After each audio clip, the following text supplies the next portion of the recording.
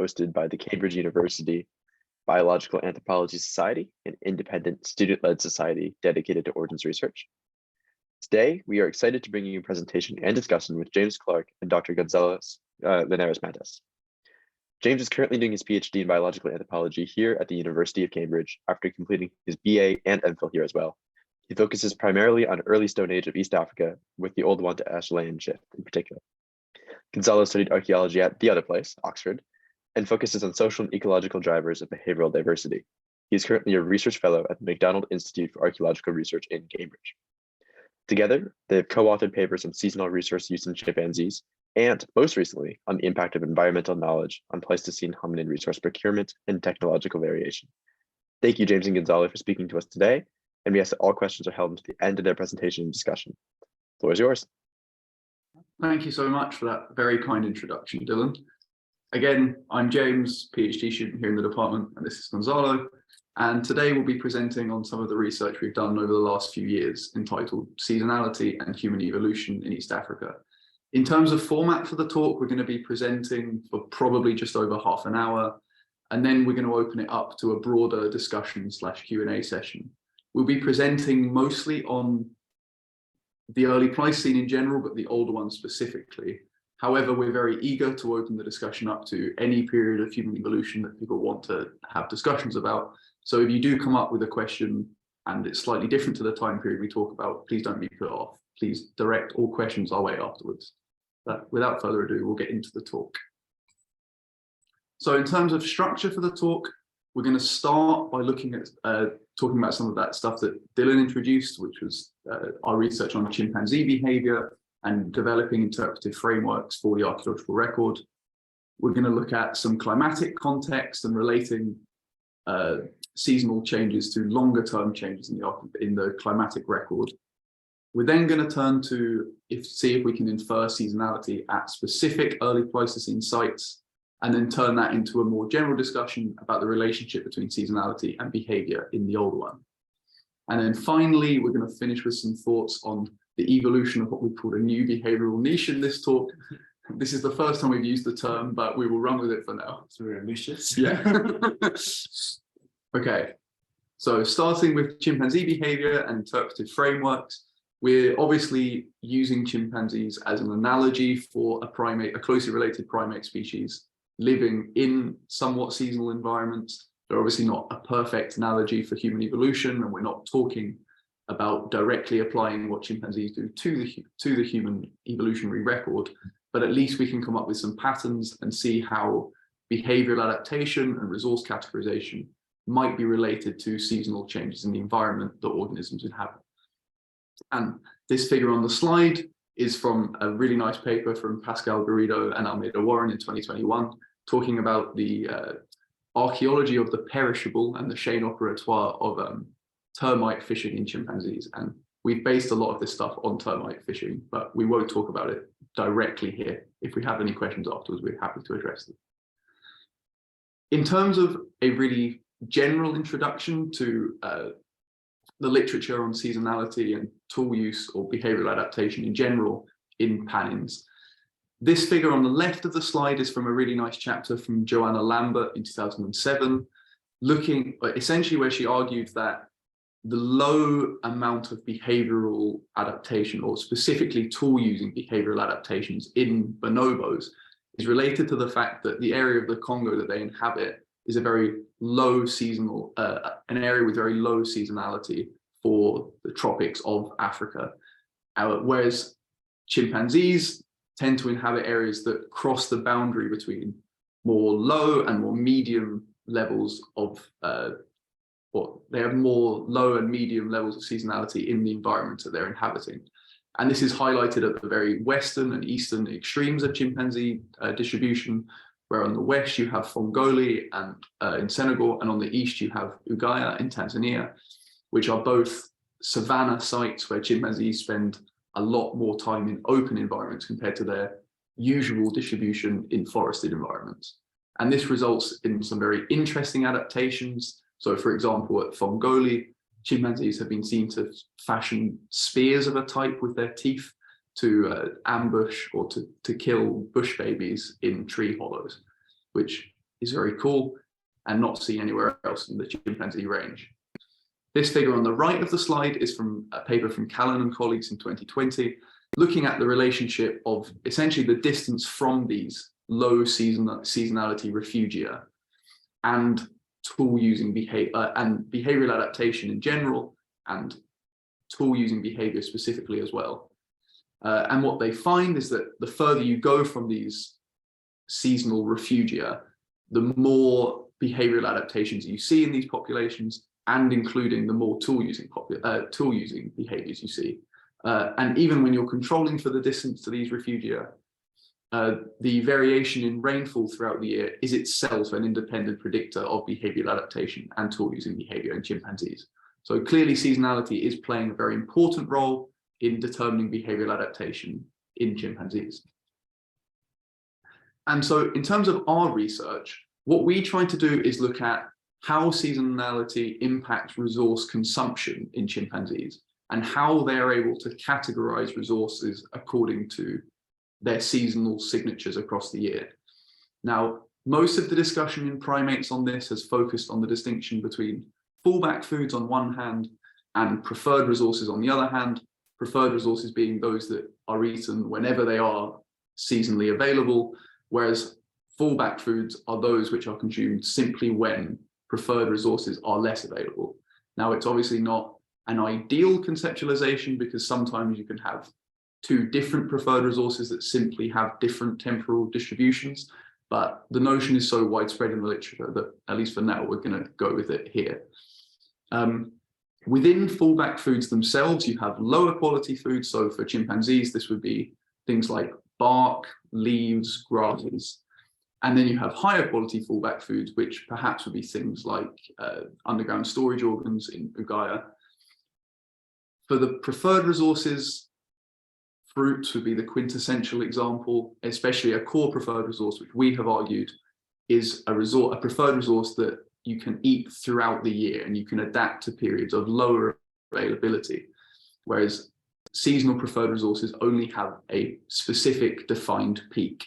So in the chimpanzee context, again, this is very frequently associated with termites, and specifically winged termites, which come out at specific points in the year, usually towards the beginning of the wet season.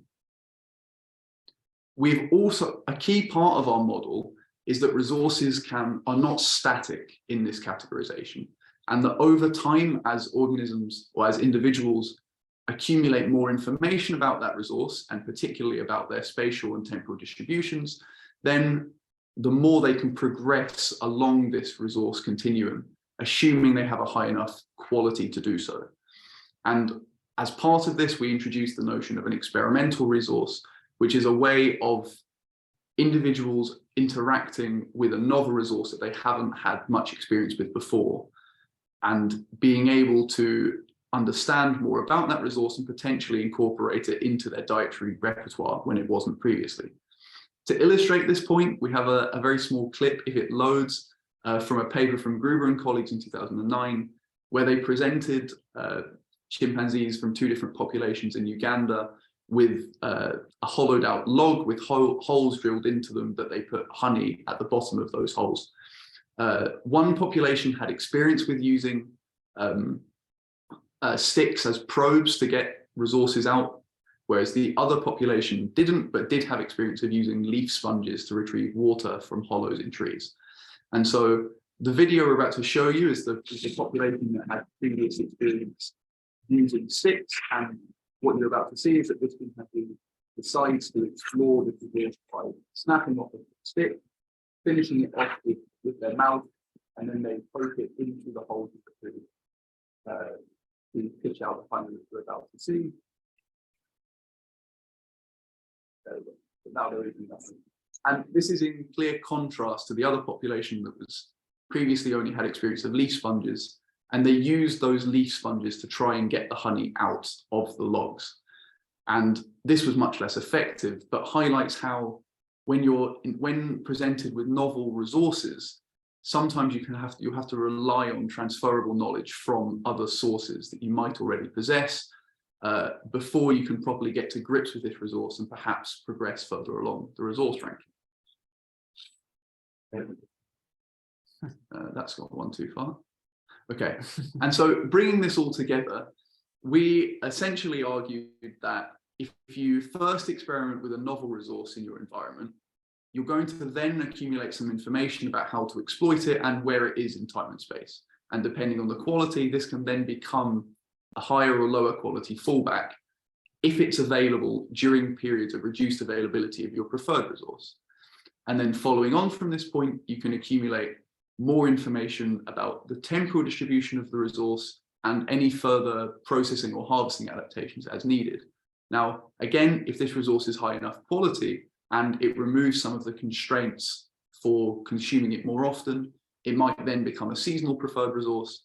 And then if you develop some information, you take on some information about how to harvest it during their periods of reduced availability or accessibility, then it might become a core preferred resource that you can consume preferentially and year round. And in terms of how this relates to behavioral adaptation, so on the right of this figure, you'll see the relationship between return potential and landscape knowledge, as we were talking about on the previous couple of slides, are what feed in together to determine the resource categorization. However, when you have this, you have a certain amount of landscape knowledge about individual resources, behavioral adaptation is more likely because the returns are more predictable. And when you are adapting your behavior to interact with these resources, you're also going to be interacting with them in novel ways and learning new information about the resource. And this is particularly true, for example, with animal tissue. If you go from eating meat off of the bone only, but then you work out that there's marrow inside the bone, and you break the bones open more consistently, you're starting to learn more about a different way of using that resource.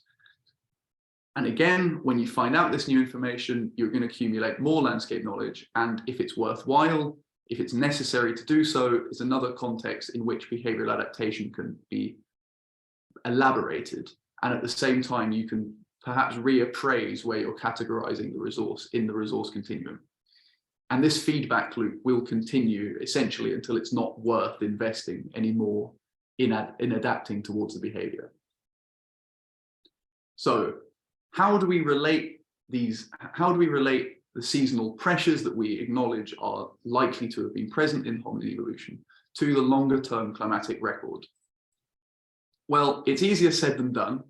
The figure on the left of the slide is from Martin Trouth and colleagues in 2021, which is one of a number of papers showing that from some point in the early Pleistocene, there is a general trend towards increasing aridity over time, and also in the magnitude of fluctuations between very arid and very wet periods. So this is what we would refer to as climatic variability.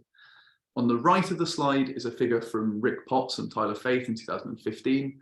And what they're doing here is they're relating the particular periods of high variability, fluctuation between these wet and dry periods, to important biological and cultural changes in the hominin lineage. And in this context, particularly important to point out that they refer to the Oldowan and the Acheulean in this process. Now, one issue with this approach is that even though you have lots of peaks and troughs in the graph in very short periods of time, in contrast, in comparison to the whole graph, these peaks and troughs are still going to correspond to hundreds, if not more likely, thousands of years each. And so it's very hard for us to relate this to the selective pressures that acted on hominin individuals within their lifetimes. When we started to use dust deposition in marine cores as a way of looking at aridity over time, it was very explicitly related to monsoonal seasonality in Africa. And in particular, during more arid periods, it was suggested that there was a greater distinction in rainfall between the wet and the dry periods throughout the year, and perhaps the dry period was a bit longer. So we might expect a pattern where increasing aridity should be associated with increasing seasonality over time. However, this is very hard. We don't yet have the data to say if this was the case or not. So this is one attempt to measure seasonality directly by Blumenthal and colleagues in 2019, where they looked at variation in oxygen isotopes in the enamel of equid teeth and related that to modern samples. What they find is that seasonality did approach modern levels by at least 2 million years ago, the earliest samples that they're looking at, but there's no coherent trend over time. And this perhaps is because we just don't have the temporal resolution for individual equiteeth that we do for marine cores over time. But also it might be because they didn't take enough samples from the same landscapes over time. And obviously individual landscapes, as you can see from the difference between Turkana and Amboseli on the graph, will respond very differently to broader scale climatic changes. What we can say is how these trends, these changes in seasonality between periods of higher seasonality and lower seasonality would have impacted life on the ground for hominins. So if we zoom in here to the distinction between Oldowan 2A, which is the very lowest part of Oldowan bed 2, and Oldowan 2B, which is simply above the next tuft that appears in the Oldowan bed 2 sequence, we can see that there is quite a dramatic decrease in seasonality according to Blumenthal and colleagues. And this is also the time that the Acheulean appears at Oldowan. On the right of the slide, this is a figure from a paper by Uno and colleagues looking at micro and mesoware data on ungulate teeth from Oldowan during this same interval. And we're just going to focus on the mesoware signature, but the microware signatures do seem to have the same overall pattern. There is an increase in grazing for every single taxon looked at except one. And this implies that there's a much greater grass availability in the landscape. And in particular, the grasses are facilitated by an increased water availability in the landscape. So during periods of lower seasonality, you're expecting a greater abundance of water in the landscape and abundance of grasses too. So now we'll move on to trying to assess how can we pick out the seasonality signatures. So from what James has explained, we know that seasonality in the early Pleistocene achieved modern levels of seasonal fluctuations by at least 2 million years ago. We know that seasonality plays an important role in dietary behaviors in chimpanzees, and we are quite confident that it may have also played an important role in behavioral adaptations and technological investment in the hominin lineage. But the question then is, how do we determine seasonality in the archaeological record? The main method that has been applied has been, as James was saying in a slide before, the mesoware and the microware patterns on ungulate teeth. And while that method is quite good at picking variations in seasonality, is not as effective as in terms of determining which season, whether it's dry season, wet season, that has a lot lower resolution, and we can talk more about that during the Q&A. So we wanted to come up with a system that was independent from the tooth signatures, and that relied a bit more on overlapping patterns of paleoecological behavior. In our paper in the Journal of Human Evolution, we focused primarily on two sites, Kangera South in Kenya, dating to 2 million years ago, and FLK Singh in Oldowan Gorge, Tanzania, dating to 1.84 million years ago. And it was the differences that we identified in the ungulate assemblages that was the smoking gun for us in terms of saying, hey, could the differences that we see represent seasonal variations? And that was something that hadn't been properly picked up before in the archaeological record of East Africa. And those differences were at the level of at the taxonomic level, so which species were being represented, and at the mortality or demographic level, like what were the ages of those animals. In Kangera, we argued that perhaps we may be seeing a more wet season oriented signature. After the birth peak in ungulates, we see a lot of younger bovids. We see that reduncine bovids, which are very water dependent, seem to be scattered across the landscape rather than concentrated on water holes, as we see in Oldowan. and the intensity of carnivore activity is low, which suggests that biomass availability is high. FLK zinc, in contrast, we see that the ungulates are not as young. They're often targeting old individuals and even pregnant females. So the fact that there were more than one pregnant female is perhaps suggesting that they were hunted or acquired before the birth peak. And we see a high concentration of water-dependent bovids in an area close to a permanent water source, which could be indicative of dry season.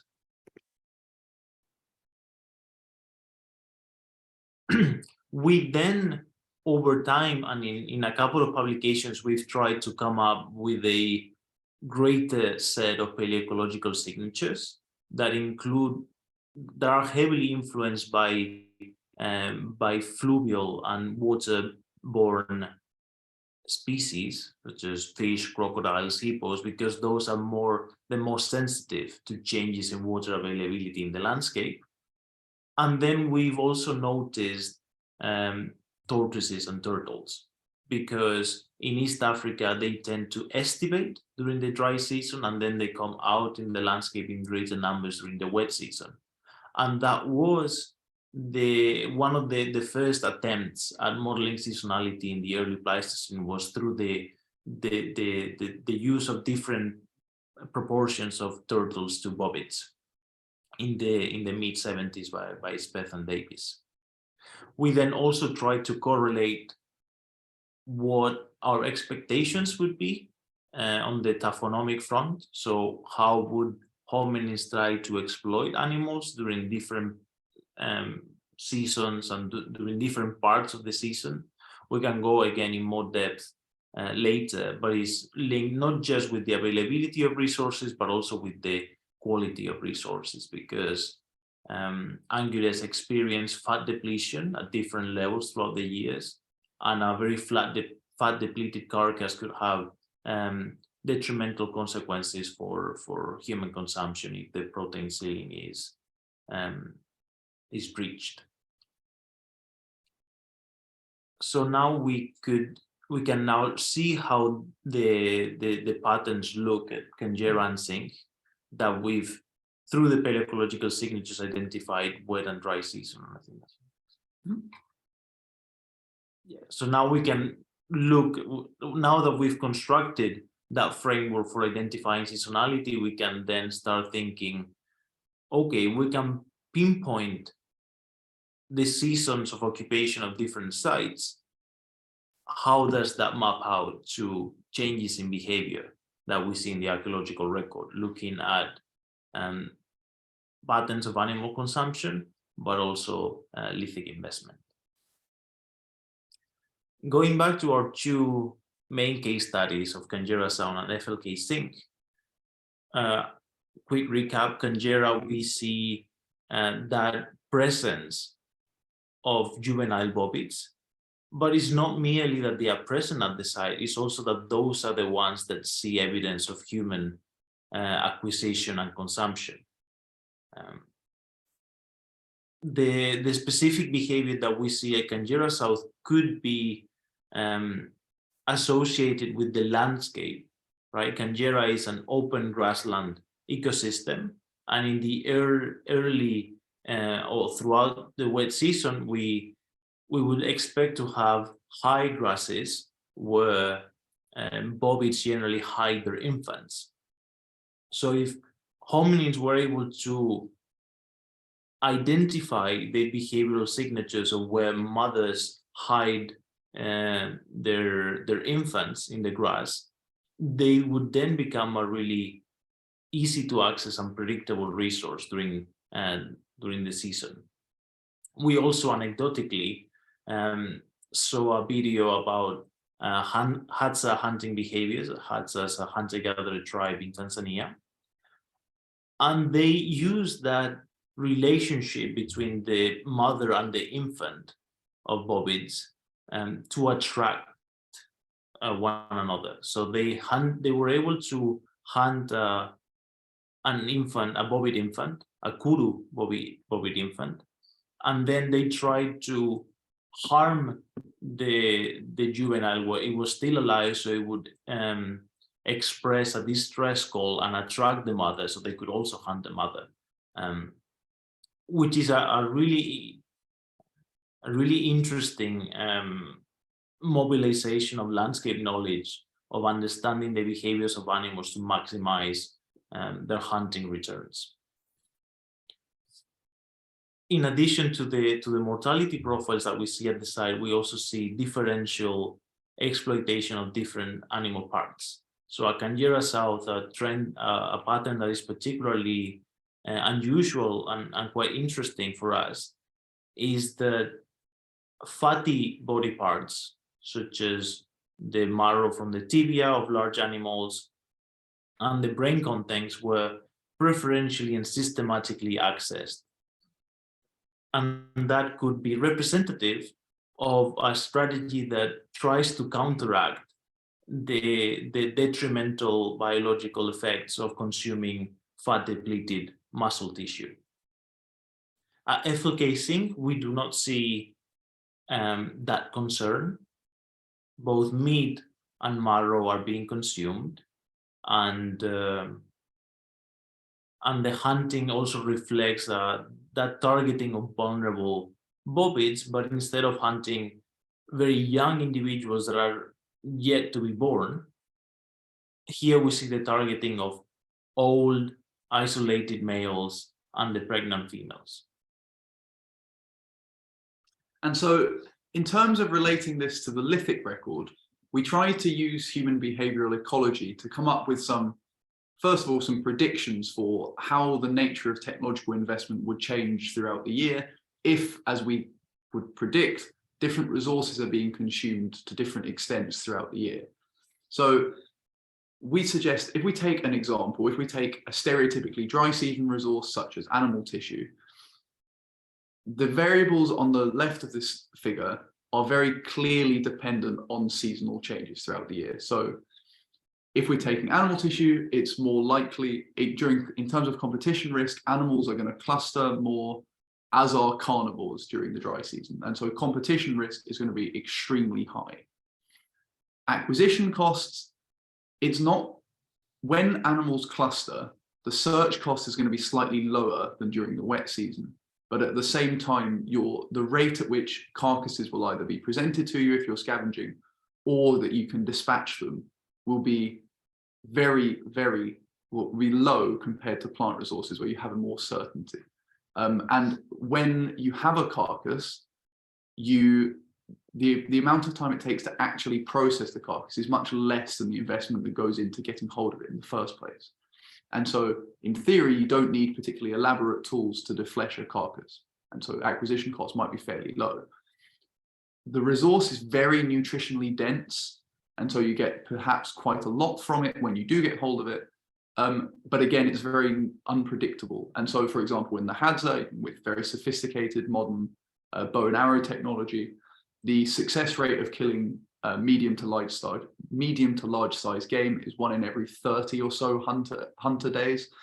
And we suspect that this would have been much lower during the Oldowan when such levels of modern technology weren't available. And so with all of these seasonal variables, they feed into the decision variables of processing requirements and the expected returns. And it's the cost benefit analysis between the two of these that will determine the nature of technological investment or the outcome. And just to broadly summarize, if we expect that more animal tissue is being consumed during the dry season, we think that stone tools will be produced very reactively on local raw materials and very expediently upon the acquisition of a carcass. And therefore, we would expect relatively limited investment in stone tool technology. Whereas during the wet season, if hominins are using stone tools to plan the targeting of plant resources throughout the wet season, and in particular, this might refer to things like underground storage organs, then you can plan your use of lithic material throughout the landscape and throughout time much more tightly than you can during the dry season if you're consuming animal tissue. And so in this context, we suggest that the cost of transporting material across the landscape will be much lower. And the cost of investing in, or more intensively exploiting the raw material that you do have, both in terms of primary reduction, but also secondary retouch of flakes, the cost of that will be lower, and therefore you will see greater technological investment during the wet season. But then, of course, we have to test this. So we always start with Canberra, South, and Zinj for these questions. And this is what led us on to the broader questions. At Canberra, you see a relatively high intensity of core reduction. In fact, it's very high for an Oldowan site. There's also some secondary napping of flakes into cores, which I won't go into in much detail here, but is interesting, especially in the context of the Acheulean that we could answer questions about afterwards. There is also relatively long distance transport of material, and is one of only 2 sites, as far as I'm aware, in the Oldowan, where there's transport of material more than 10 kilometers. And so clearly they are putting quite extensive thought into the planning of movement throughout the landscape and the use of raw material here. And going along with this is the selection of very durable material, either to maximize the use of the material they're transporting across the landscape, or because they're taking part, they're using slightly longer term or abrasive activities than simply taking defleshing meat from a bone. At FLK Zinj, you have pretty much the opposite pattern for all of this, where there's quite a low intensity of core reduction, in particular, quite a lot of unifacial reduction of cores. There's very limited transport of raw material. Most of it comes about 2 kilometers from Neighbor Soit, as is common for eastern Oldowan bed 1 sites. And people like Rick Potts have argued that hominins were actively storing this material at the site so that they had the material ready to go upon acquisition of a relative, well, in our case, we would say it's because of the acquisition of a relatively unpredictable resource in perhaps animal tissue specifically. And the quartzite in itself is particularly interesting because it shows selection of a sharp raw material, which is based on work from Alistair Key, over the more locally and abundantly available basalts, which tend to last for longer, but aren't as effective in short-term cutting tasks. And so we again think that the activities being practiced at Zinj are focused on short-term processing.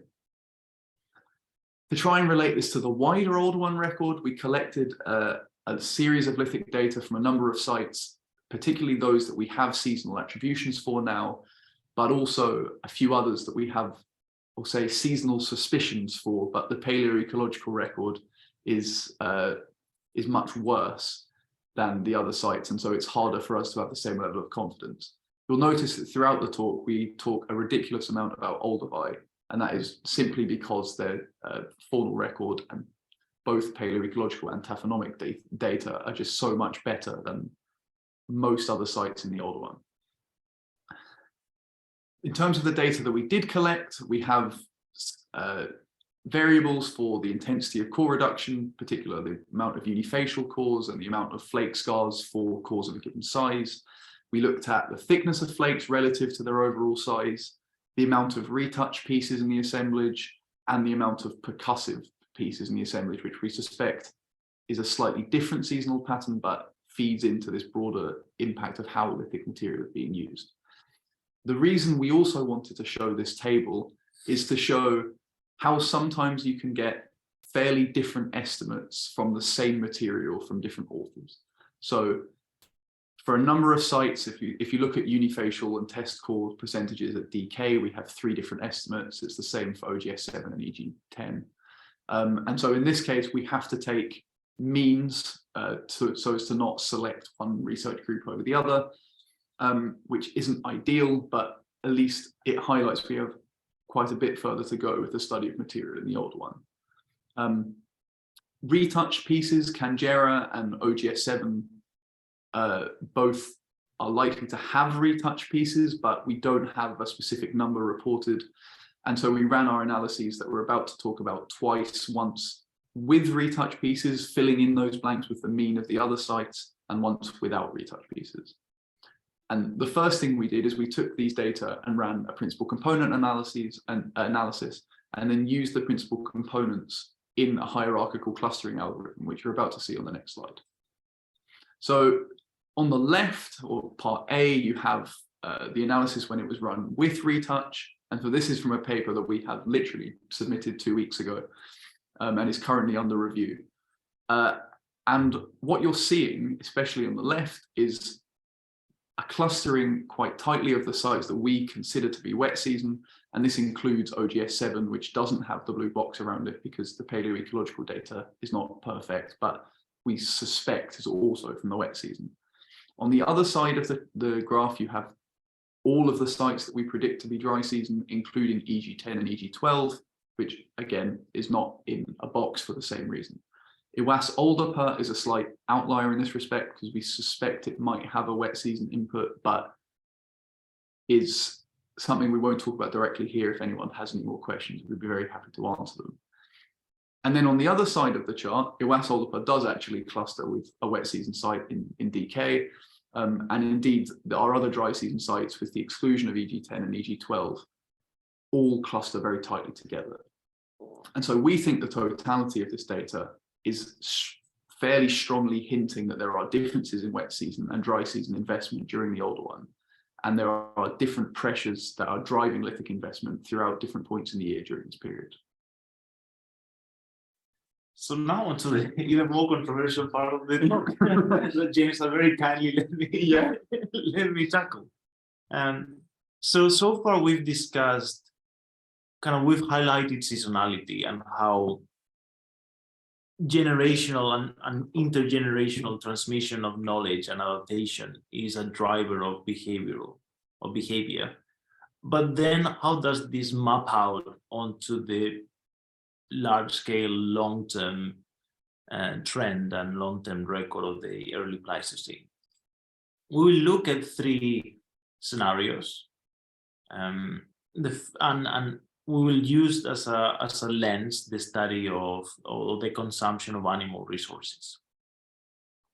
So the very first stage or phase, we see the initial consumption or the initial interaction with animal resources in a way that is visible in the archaeological record.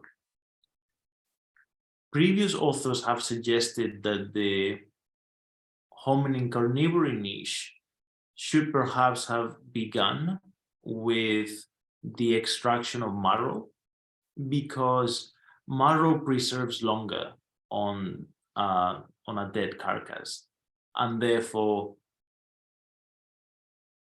they assume that it's more likely that hominins would get to eat it if they are not hunting the animal. The issue with that perspective, from our point of view, is that marrow is an embedded resource that requires a higher level of landscape knowledge, and meat is more readily visible and should therefore be targeted first. The caveat with meat is that it can rot fairly quickly, so the window of opportunity for experimental engagement with the resource is a lot shorter. We take that not as a way of saying that meat wouldn't be consumed, but as a way to explain why it took so long for animal resources to become a relevant everyday experience of dietary strategies in hominins. So from the time period of 3.4 to 2.5, we have a series of sites that now have increased with the new discovery of Nyayanga in Kenya, where we see hominins consume meat and leave cut marks, but fairly sporadically, opportunistic, in the sense of perhaps it was mostly coming through early scavenging, but we don't see the systematic level of exploitation and carcass selection that we see later on. The second phase is where we start to see that precisely, right? We've discussed the patterns at Canjera and FLK Sin, and it's not simply the opportunistic consumption of animals. We start to see kind of even seasonal trends in kind of a selectivity of which animal prey are more vulnerable. And we start to see kind of signatures and patterns of a more intentional kind of behavior. reflected also in the taxa that is being hunted.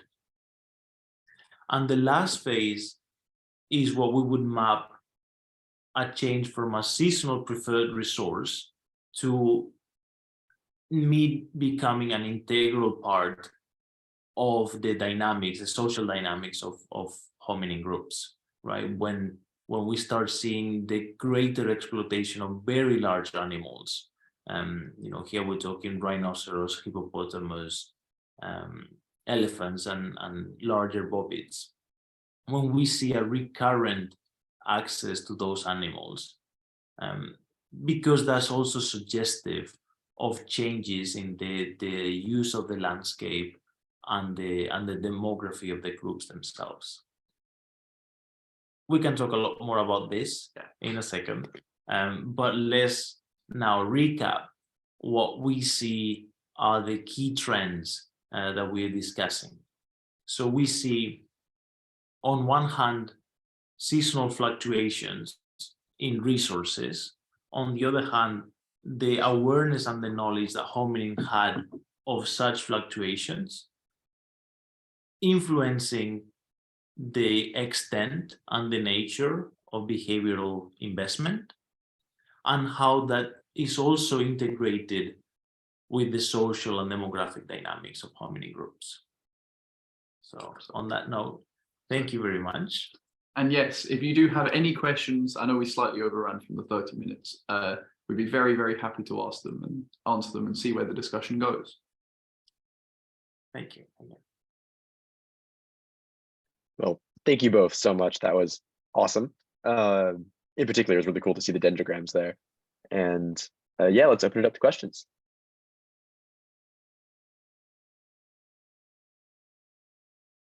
Should we stop screen sharing and then we can have the... Oh yeah, that would be great. You can see the clapping as well. There is. If there is any.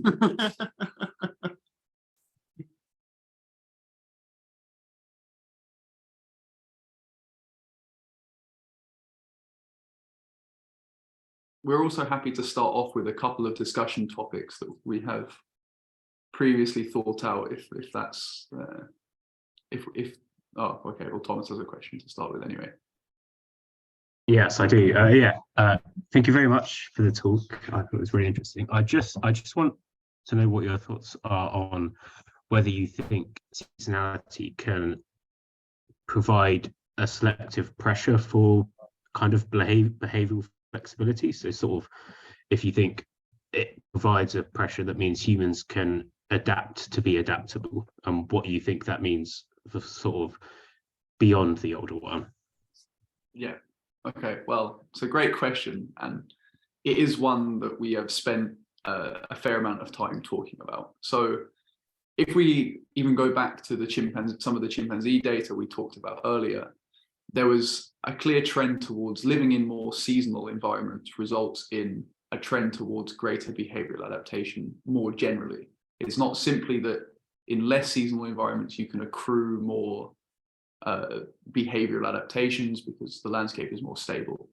And so clearly, I think we're at a stage where we can say seasonality is creating a broad selective pressure towards being able to adapt to changes throughout the year. Now, I think from the perspective of the stuff that we talked about, we think that perhaps early stone tool technology is perhaps biased towards specific types of resources. And specifically biased towards animal tissue. And it's not until we see sites and see the wet season sites in the Oldowan, and which are biased towards the later part of the Oldowan range, that we perhaps start to see the use of the deployment of stone tools throughout different points of the year. And so from that perspective, you've got the use of tools as a more generalist way of approaching resources that isn't perhaps seen before this point in the later Oldowan. And then looking beyond into longer in time, we've tried to relate this to how hominins were using their landscape. So in the early Acheulean, there's a very clear trend towards almost landscape scale fragmentation of reduction right from the very beginning.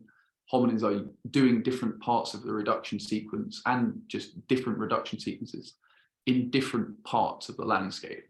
And so we may be seeing a shift towards a technology which is more flexible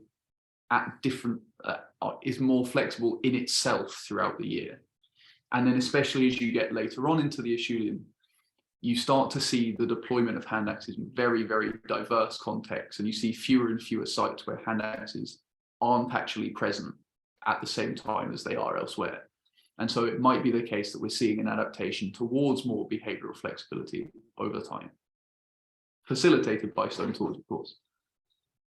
Yeah, and a general point also about seasonality is that by creating fluctuations in resource quality and resource availability, it also creates more opportunities for encountering different types of resources, right?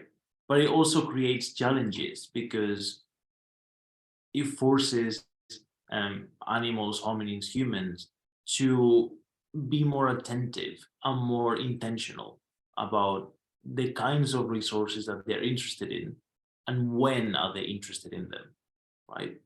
To then be able to plan ahead and schedule patterns of consumption that could also map to patterns of technological investment.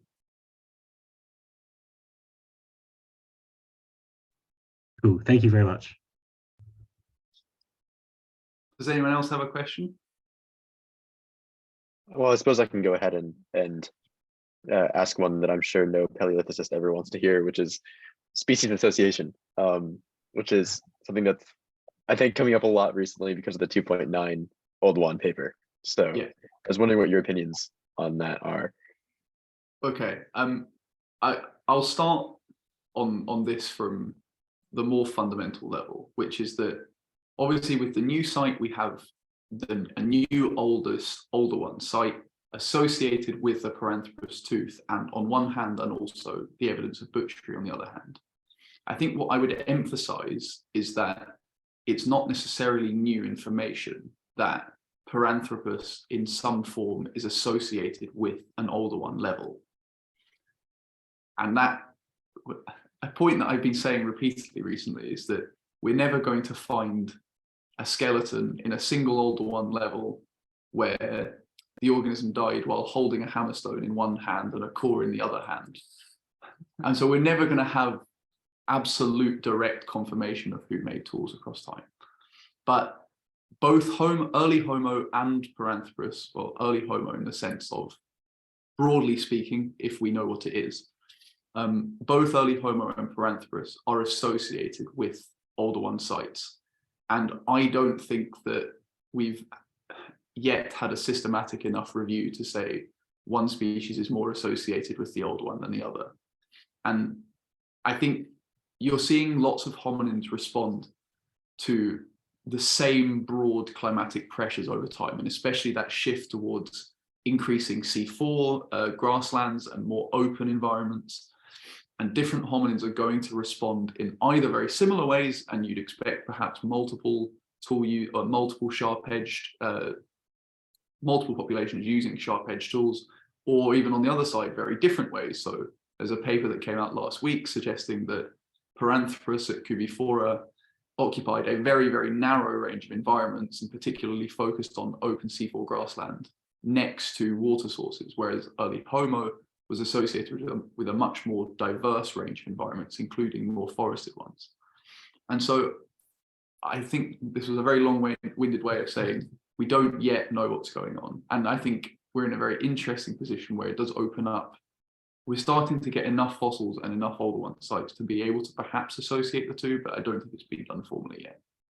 Yeah, and even if we were able to consistently map hominin species association with behavioral traces in the form of stone tools and butchery marks, we always need to bear in mind that spatial association doesn't imply a functional relationship, right? And that's something that we've been learning in Paleolithic archaeology since the beginning of the 20th century, and particularly from the work of Brain and all the taphonomists, right? That they've tried to untangle when the coexistence of tools and bones means butchery, and when it's a post-depositional or a depositional palimpsest, right? And then that also brings us to the question of why and how do hominin remains enter the archaeological record, right? In an important number of cases, this is through carnivore predation. And carnivore predation might simply be spatially overlapping with previous hominin activity, but having a slightly different temporal resolution, right? So the fact that they are in the same site doesn't mean that the hominin that was hunted by the carnivore was the hominin that was doing the activities. Of course, the greater the numbers of correlations and spatial associations, the more confident that we can be. But there is always that dimension of uncertainty, right, that we need to consider. Teeth, however, could be a different example, because teeth can fall from the mouth. The serious, they fall naturally. The others can fall in the context of accidents. So they may have slightly different properties in that context. But even still, perhaps the bulk of teeth are probably coming from death events rather than, yeah. And teeth, because they are small and durable, they can be transported across the landscape, they can percolate through layers. So they also have a series of associated positional issues. Between both of us, another long-winded way of saying we don't know. Yeah. But it's a really kind of interesting avenue of inquiry. Fair enough. Jared, I think you had your hand up first, and then we'll go to Kate. So, yeah. Thank you, James and Gonzalo. That seminar was amazing. And sorry, Dylan kind of asked my question or touched upon it. And I always like hearing your opinion on, new stone tools or new artifact papers, James. And I agree with you that this isn't the first time that Oldowan tools have been associated with Paranthropus. And I like, I think sometime last year we talked about how, it may not be new or surprising. But something I was wondering is if you had a chance to look at any of the, seasonality kind of data from the new paper. I know I was kind of reading it yesterday to prepare, and I know they talk about, a wooded grassland to grassy woodland kind of setting, this hippopotamus there, and I just would like to hear your thoughts on that, and if this new paper kind of supports your data and your findings. I think there are two different ways that we can take this. So the lithic data we have looked at in slightly more detail, and then there's obviously the paleontological on the other hand. I think in terms of the broad predictions from our model, we would suspect, or we would predict perhaps, that the site was occupied during the dry season for the most part, and the butchery happened during the dry season, especially if there is scavenging going on. The hippos in particular that they were butchering are most likely to have entered the record either through predation or through natural deaths, both of which are much more likely during the dry season. And particularly the later part of the dry season, right? Because really large animals tend to have mortality peaks during low biomass availability. Yeah. In terms of the lithic record, it matches fairly closely onto what we would predict for the dry season. There is a lot of emphasis from the authors on the use of bifacial reduction, but for the most part, a large proportion of the cores come from unifacial reduction strategies. I think it's 55% or something. And so from that perspective, it is somewhat aligned with what we would predict. And then trying to relate that to the paleontological record is the hard part. So I think it's less than 2% of remains have cut marks on them. So it's a very, very low number of remains which have associations with butchery evidence. very interestingly, from our perspective, there aren't very many that have percussion evidence, and there's perhaps more use-wear trace of percussion than actual percussive traces on the bones, which is interesting in its own right, but perhaps is fitting into this overall picture of a focus on cutting meat from bones in the early archaeological record, rather than breaking into bones to get the marrow. So to answer your question very broadly, I think at this stage it's very difficult for us to tell. We would perhaps predict that it belongs to the dry season, and the lithic record would somewhat hint in that direction. But we also have the fact that it's quite early, the older one, so issues of familiarity with the manufacture of tools should also be taken into consideration. Yeah. Thank you, and I'm looking forward to reading the paper that you've submitted once it gets accepted. So. Thank you. Well, we submitted it before that paper came out, so we're going to have to make some changes to it now. A little. Thanks so much. Yeah, that's great, guys. I look forward to the paper too. And Kate, what's your question? Hi, thanks. Wonderful presentation. I was just wondering, you mentioned that you found that exploitation of animals was not systematic. You mentioned a sort of lower success rate than the HASDA, say. And yet there are papers showing, in fact, I think, Gonzalo, you're a co-author on one of them, that there's a strong evidence for early hominin causation of decline and even extinction of other large carnivore species during the Pliocene, Pleistocene. How does that square? I mean, one would assume that that must mean fairly systematic encroachment onto the species that were targeted by those large carnivores. Well, thank you for the question, Kate.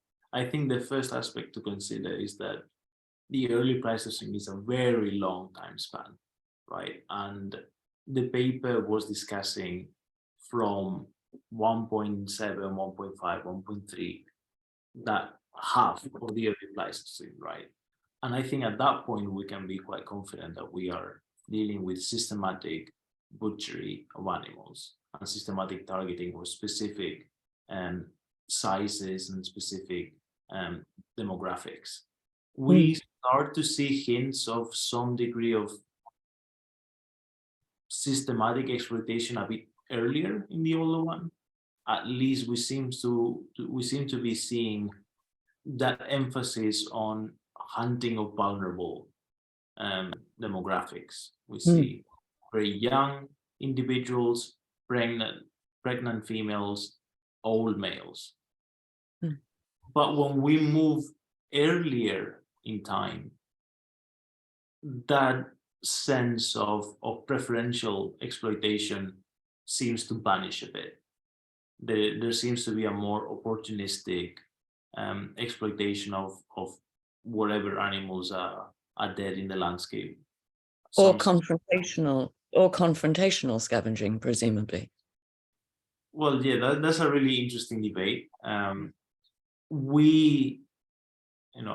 including James because we've talked about this at length many times. We would be less inclined to favor confrontational scavenging in the early Pleistocene, simply because the evidence for confrontational scavenging in the Hadza is quite reliant on them having bows and arrows. And even in those encounters with carnivores, where the carnivores flee a potential encounter with the Hadza, I think people have overlooked the fact that the carnivores themselves have been habituated to Hadza having long-range, dangerous weapons, right? So I feel that in the absence of bows and arrows, the chances of lions abandoning their prey because hominins approach would be lower. And then on top of that, we have the notion of when we see these kills being taken off of carnivores, often the carnivores have at least started to consume some of the resources from those carcasses. And even when they flee and there's a large majority of the carcass left, we would still expect that to leave some kind of taphonomic trace in the archaeological record that reflects certain parts of the carcass, particularly the viscera, perhaps, being accessed by carnivores, at least partially, before hominins get hold of the rest of the carcass. So, but we see even at Gona 2.5, one of the earliest sites with animal butchery, we see that hominins are accessing the viscera from cut marks in the ventral side of ribs, right? So that puts into question the extent to which confrontational scavenging was actually going on. We may, or you may have a different view when Brian Apolliner joins, but we'll be very happy to debate more further. Yeah, it's a really interesting question. Yeah. Thank you.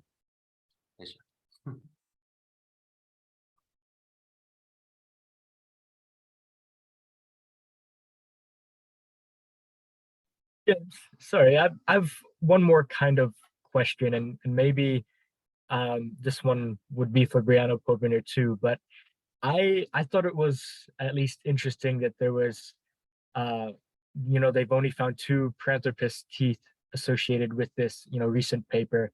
And, there's a lot of speculation, of course, about, was Paranthropus doing this? I think I saw somebody even ask if Paranthropus was the one getting butchered. But either way, I was wondering, they have these remains of the hippo, but why there's not any more maybe Paranthropus remains, if they were indeed the ones getting butchered or doing the butchering. I like you said, we're never going to have a hominin die with an artifact in its hand, but I was wondering what your opinions were on that. Maybe so one of the things is that we have even larger skeletal sets of Paranthropus at other sites. There is even, for example, even at BK, the Acheulean site 1.3 in Oldowan, there are Paranthropus remains, and no one is really suggesting that. So when we move back in time, even less Paranthropus remains. Like, simply because you don't have other hominins doesn't mean the other hominins weren't there. Because usually the absence of hominin remains simply means that the hominins were successful at doing whatever task that they meant to. You're not meant to lose body parts during a foraging expedition.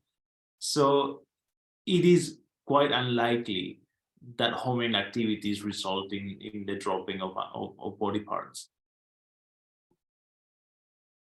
Having said that, if Paranthropus was getting butchered, you would expect to see more bones from them.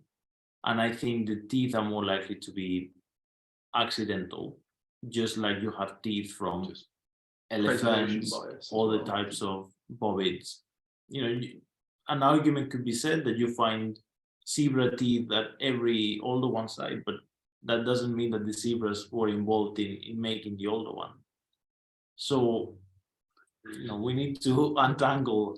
Well, there is that one paper that said that donkeys can kick drugs and make slaves. Yeah. But yeah, I think the likelihood of that explaining the entirety of the Oldowan record is probably funny. Let's say 0.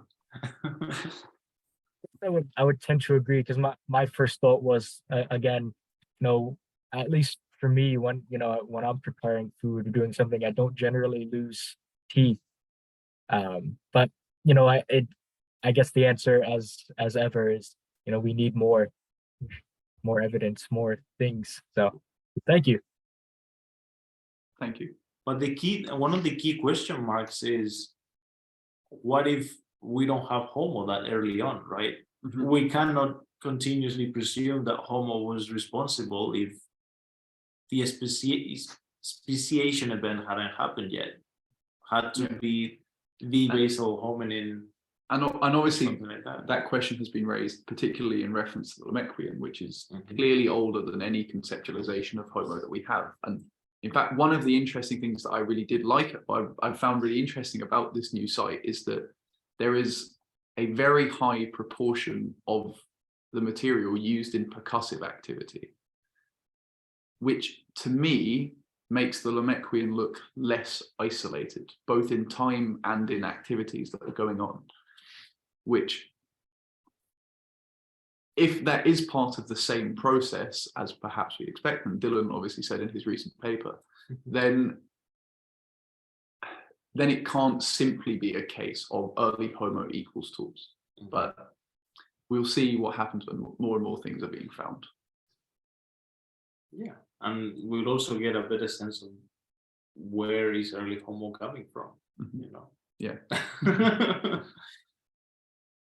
Yeah, I was quite relieved when nothing in this paper seemed to contradict anything I was just like a week earlier, with no knowledge of it coming out. So yeah. Yeah, thanks for the shout out. Yeah. That's the joy of Paleolithic archaeology.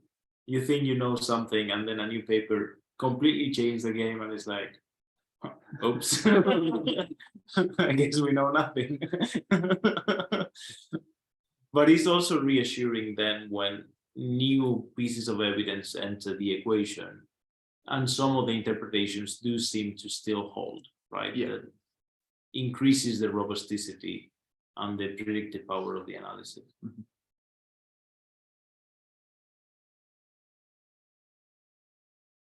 All right, do we have any more questions?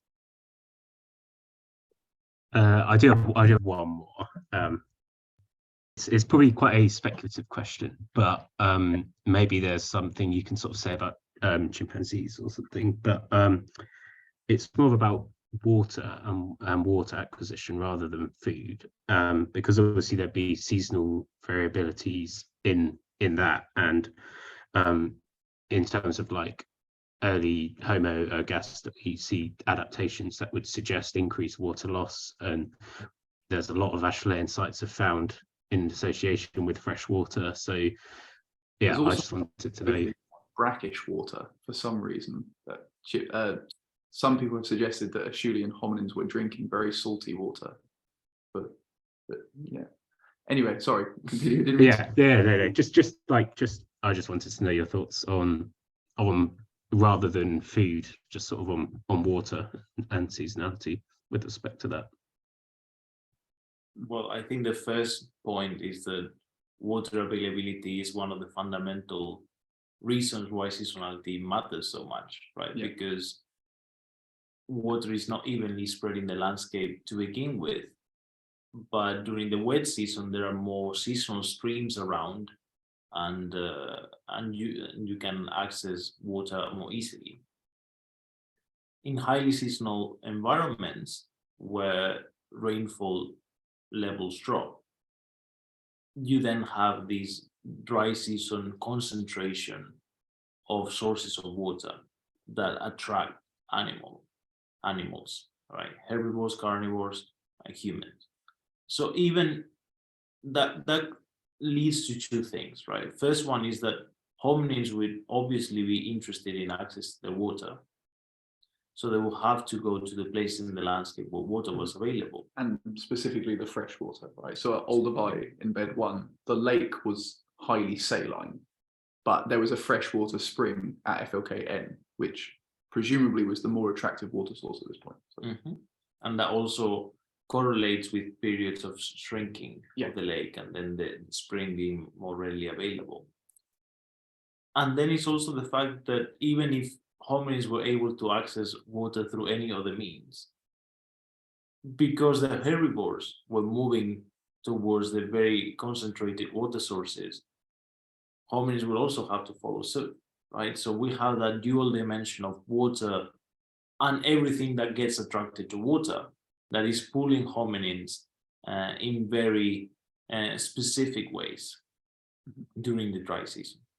Yeah, and to open this, to end on perhaps a very broad point across time, when you start to get hominins, especially moving out of Africa and moving through very, very arid environments, is perhaps where you start to get, there's a very, very strong pressure on this tethering to water sources. Now, to bring it back to the association between Acheulean hominins and brackish water sources that I talked about beforehand, this, as far as I remember, comes from a site in what is now, well, in Syrian Levant, and is associated with desert for miles and miles and miles all around, and in fact hundreds of miles around.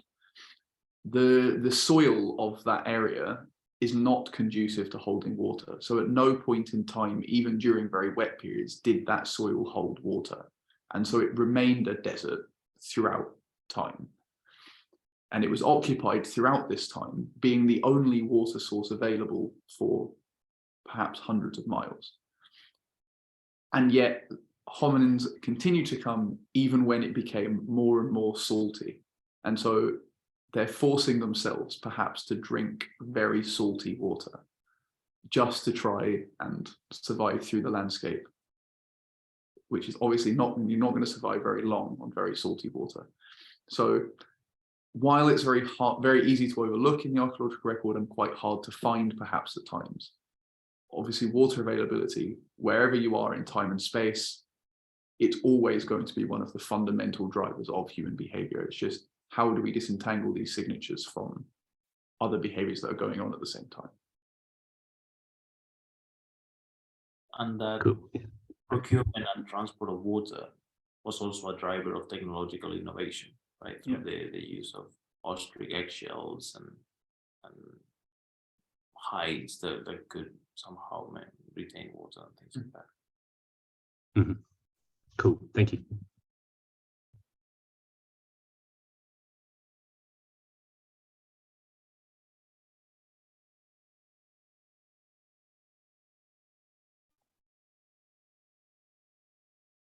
All right, well, if that is it then, thank you both for that presentation. That was awesome. Certainly, in my opinion, some of the more exciting research happening right now at Cambridge.